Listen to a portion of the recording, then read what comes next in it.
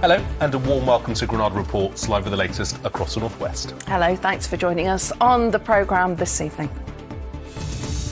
The lifeline for veterans in crisis that needs thousands to keep going. A special report from the Centre for Former Forces Personnel struggling with civilian life. The government needs to start giving some funding out. I served my country and I deserve a little bit of help. With restrictions ending tomorrow, we pay tribute to some heroes of the pandemic, the cleaners still fighting to keep COVID at bay. The superstar of the hockey who's swapping the dartboard for the blackboard to help kids with their numbers. And there are some signs of spring out there, but tomorrow it will feel more like winter, with some cold air digging in. More about that later in the programme. Well, first tonight, the government says it wants us to be the best place in the world to be a veteran in just a few years' time. Tonight's centre in Lancashire for former servicemen and women in crisis says that won't happen without more investment. Yeah, Healthier Heroes is a lifeline for veterans. It helps the homeless try to find a better future. But staff say services are stretched to their limits. They need more support and more money. They gave our reporter Sarah Rogers exclusive access to their centre. It's handy, buddy. Okay, so an ambulance is on its way. Just stay where you are. Obviously, I can tell that you've had a drink, mate, so please don't do any more. The man at the end of the phone, a former serviceman, once risked his life for his country, but is now in danger of taking it himself. You've got a lot to give people, mate. Hell of a lot to give people. The lifeline here is Andrew Powell, founder and manager of charity Healthier Heroes based in Burnley. They support ex-servicemen and women struggling with civilian life. That's the sort of phone calls we get all the time, so we now need to sort of like do what we need to do to support him and get into a safe place so he don't continue to harm himself. It's a 2.5 hour wait for the ambulance to turn up. Transport is arranged to get the man to hospital, but they're plugging the gap and services are stretched. They say the scale of the problem... Massive. Far greater than what some people want to acknowledge. There's quite a lot of time where I've had to get out of bed early hours in the morning or leave at 10, 11 o'clock at the night to go and prevent a crisis situation. Andrew set up the charity after his friend, an ex-service personnel, took his own life. It's estimated that in 2020, 7 veterans and serving troops died by suicide every month. I tried to kill myself a couple of times. I came to Andy, homeless at the time, and he gave me a bed upstairs. Warren Routh lives on the site. There are 21 residential places for homeless veterans. He served in Afghanistan. Some of his colleagues were horrifically injured, but when he left, he ended up on the street. Do you think there is enough support for that transition? Definitely not, no. The government needs to start giving some funding out. I served my country and I deserve a little bit of help. So when we get back to the office, I'll put the social services Just report 2 in. outreach workers go to those in crisis and support families across the northwest. We're stretched at the minute. We're supporting over 90 families in the community. Yeah, there's not enough hours in the day. Sometimes we work outside of us hours into late evenings, early mornings, weekends. They also support families who've lost loved ones. They helped Shona reconnect with her dad before he died from cancer. When we did my dad's service, they came and supported, and they did the last post for my dad, and it's quite an emotional day, but there isn't enough and there needs to be more. In January, the government set out a 2-year strategy to support veterans, including £18 million more for NHS health services. But this charity says they need more support urgently. Funding's a big issue for us. So we're in the process of trying to raise £100,000 this year. And this is the difference that it can make. Warren, who only moved in here 5 months ago, is now working to become a counsellor and is looking for his own place. What does it mean to you when you see people leave here? Massive. Absolutely massive for me. But despite every success story, there's someone in need.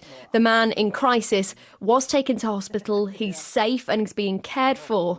But with calls like his every day, the charity worry that they won't be able to help everyone. Sarah Rogers, ITV News, in Burnley in Lancashire. Well, in a statement, the government told us no one Not least those who have served this country should be homeless. Yeah, they went on to say that veterans can access a range of support through the Veterans Gateway. That includes preferential treatment for accessing social housing. Well, next tonight, a report highlighting the shocking impact the pandemic has had on our young people. Research by the Prince's Trust found half of 16 to 25-year-olds surveyed say it has made their mental health worse. Around the same number agree that the pandemic left them feeling burnt out. And 1 in 4 feel they'll never recover from the emotional impact on them. Here's our correspondent, Rob Smith. Jamie Armstrong didn't escape the pandemic unscathed. The 23-year-old from Lancaster suffered bereavement and endless isolation, sending anxiety, in his words, through the roof. He's among half of 16 to 25-year-olds who say lockdown and what followed damaged their mental health. A quarter believe they'll never recover from the pandemic's emotional impact.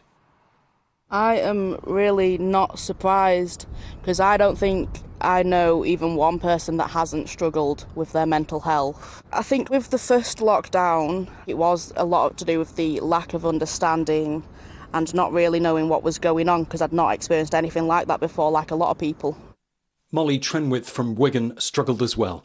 At 22, she became afraid to leave home, worried about being around people, worried about catching COVID.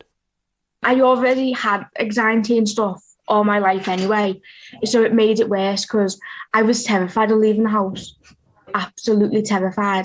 And with obviously staying indoors, everything being over the camera, over the phone, so like I needed to socialise to get better, and it was making me more scared. Being your best self. Youth charity The Prince's Trust is behind this stark mental health snapshot.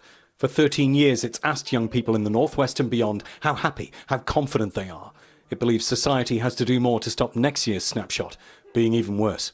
Although it's shocking for me to say, our youth workers are seeing this on the ground every day. It's not what 16-year-olds should be thinking about, is it? Let's be honest here. Life should be filled with a lot more hope at that point. Certainly anxiety and burnout. You know, we're talking about a generation that are aged 16 to 25, and hearing burnout for that generation is scary. It's something you wouldn't associate with a 16, 17-year-old.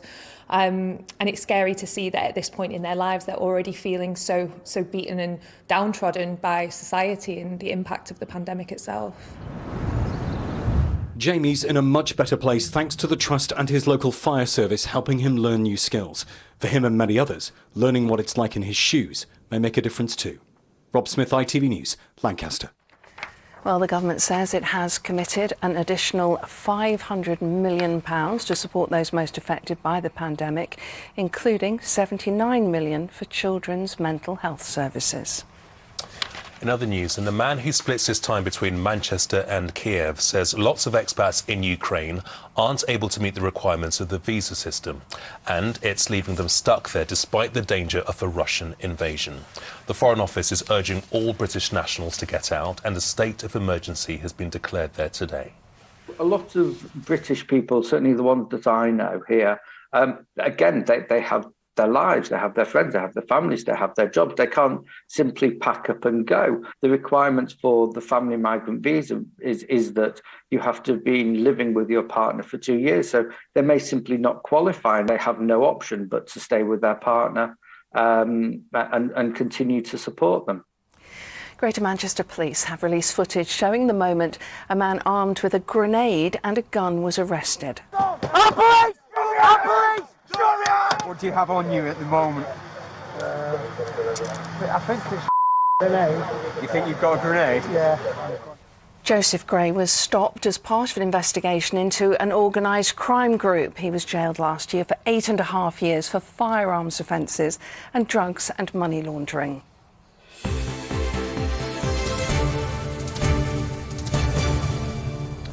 Well, next, and from tomorrow, the government is lifting the legal requirements for people to self-isolate if they have COVID. A good time, we thought, to pay tribute to some unsung heroes of the pandemic. Yeah, the cleaning staff at the Royal Preston Hospital have the job of keeping patients and staff safe when COVID is detected. There are currently around 50 patients being treated on their COVID wards. Our correspondent, Elaine Wilcox, has been talking to some of the key workers.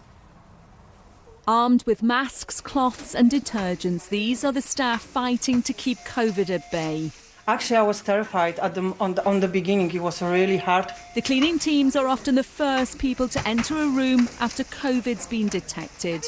The team have just had a call that there's been a COVID contact on this ward and this bed has to have a deep clean. They've been sent in to make it safe for the next patient. We do feel appreciated. Hopefully they know what risk we all take every day when we come into work. Beata joined as a cleaner at the start of the pandemic and says teamwork is vital to keep each other safe. We have to support each other. I can't, for example, check my colleague. I have to trust the team, really important. This is a scan taken when we had to transfer you urgently to a critical care unit. Peter Nage almost died from COVID just before Christmas and bitterly regrets not having the vaccine and putting others at risk. I was ultimately facing the possibility that I could die that day or the next day or the day after that. And the only thing that went round in my mind is that this could have all been so different, you know.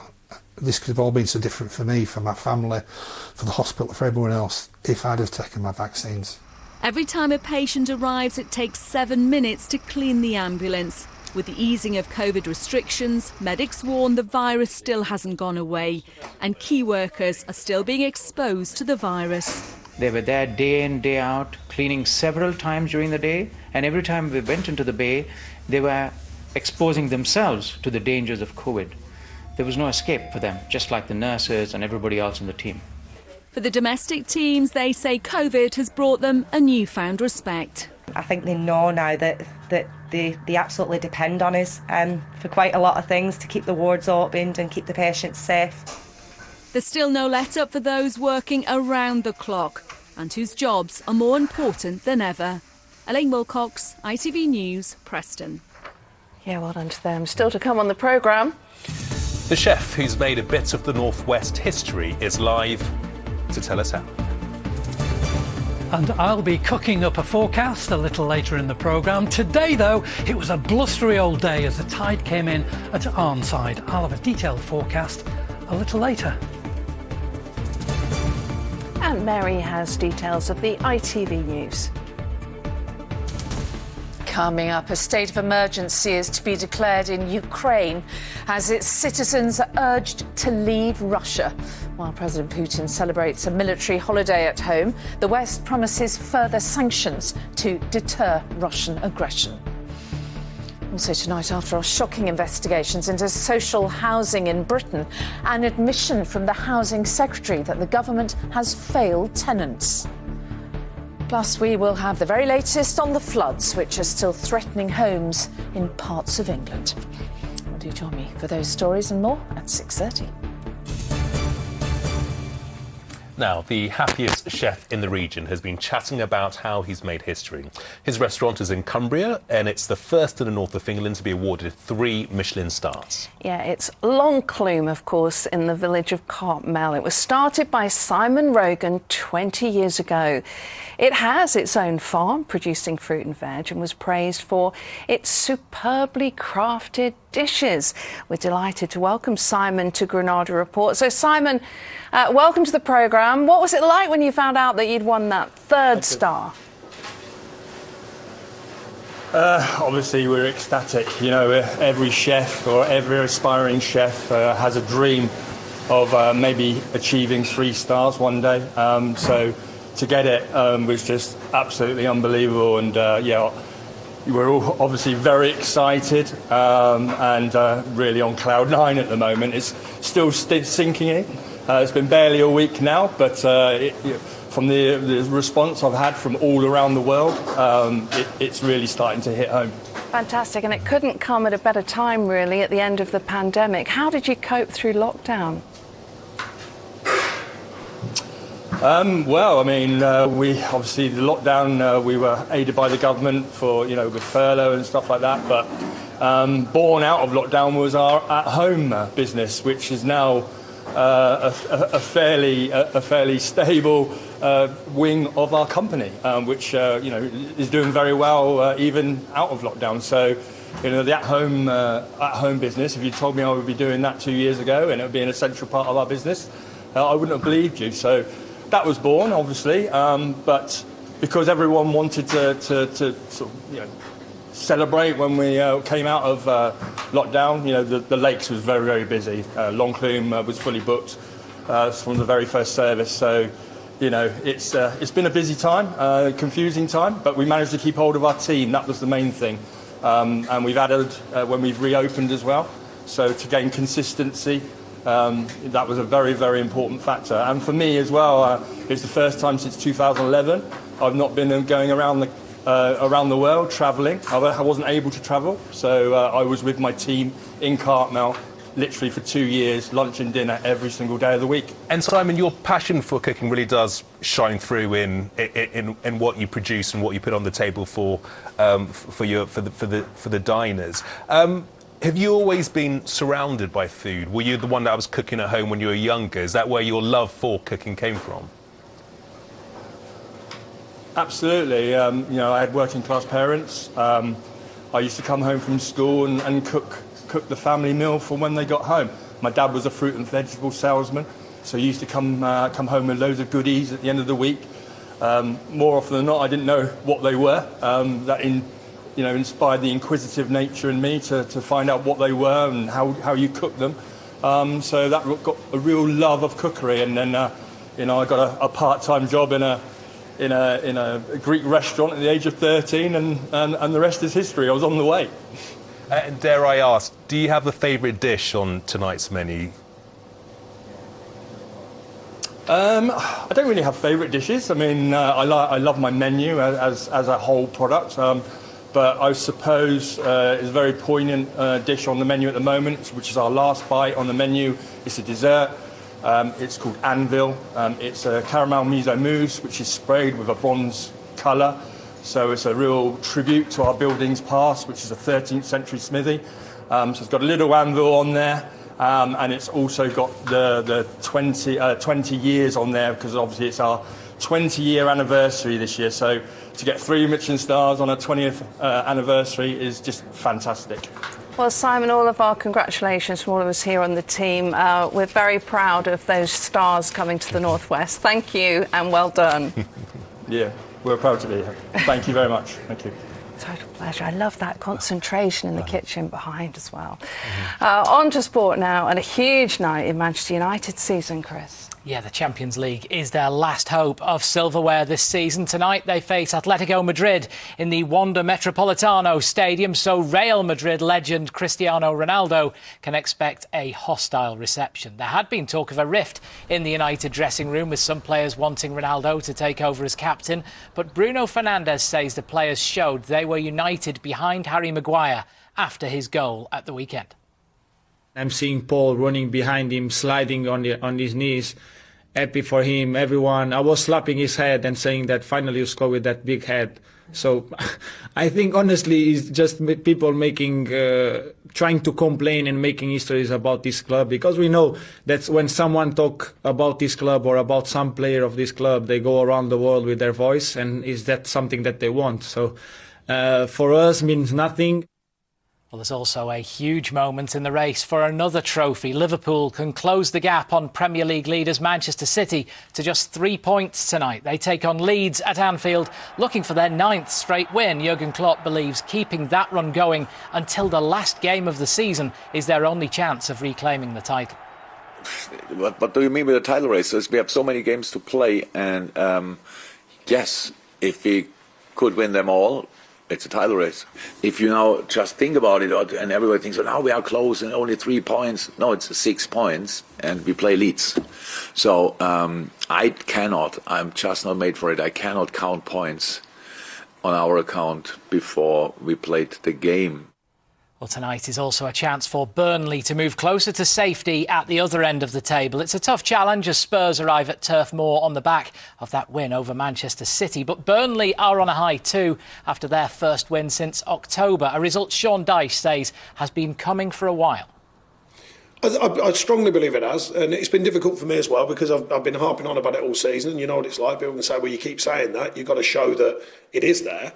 And I think it is there, but we got the right side of it. And, it wasn't just margins as it happens against Brighton, because I thought we thoroughly deserved the win that we got. In other games, when it's tight, we need to find them big moments, and we're looking like we're getting back towards doing that.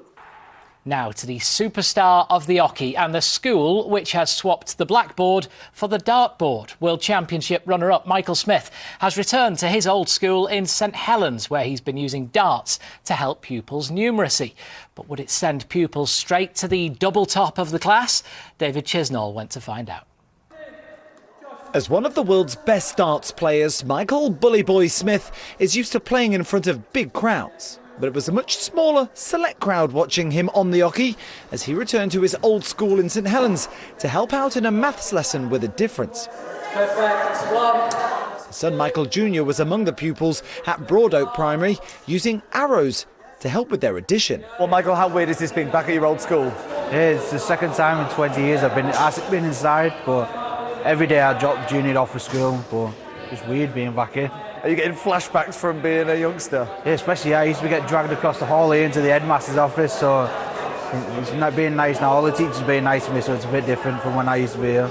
This has helped me massively. While maths was never a strong subject for Michael at school, he hopes this new Bullseye Maths initiative from the Professional Darts Corporation will help to make lessons more fun. I was useless at maths until year 10, year 11 at school, when I started playing the game and I started getting a lot better with it. Maybe I wouldn't have been such an idiot if this was here. Breaking up a maths lesson by playing darts and then going back doing questions, going back playing darts, they're having fun at the same time. It will help them in the long run learn the basic side of it, and then the older they get, the more comfortable and confident they get with the maths. It sets you in good stead for life skills in the end. It's really cool that I get to experience darts again, because it's been 5 years since I've played. And then it was also fun because I also get to meet Michael Smith. What was that like, meeting him? I don't know, cool. When I go home, tell my daddy, be like, oh, wow, Lily, every triple above triple 16 is higher than the bullseye. So you're learning loads. And the dartboards what we've been using is the same one I ever done. How are you with your maths? I'm really good. You're really good. Can I test you on that? What's double 10? 20. What's double 20? 40. What's double 11? 22. What's double 2? 4. I'll give up. Go on, you're too good. Well done. I think the last 21 months have been difficult right across education. I think our biggest problem at this moment in time is getting those children back engaged within the subjects. Certainly this will help because it's practical, it's fun, they're enjoying themselves, and straight away, as you can see, they really are enjoying themselves, so that's what we need to do over the next 12 months. 2, 4, 6, 8. Well, in a bid to improve children's numeracy skills, it's hoped that darts plus maths will equal a winning formula. David Chisnall, ITV News, St Helens. OK, fantastic. So, I have some darts maths to test you on. You're playing darts, you've got to finish on a double. I'll tell you the score you need. You tell me which double you're going for. Come so, on, Lucy, let's come to you first. 32.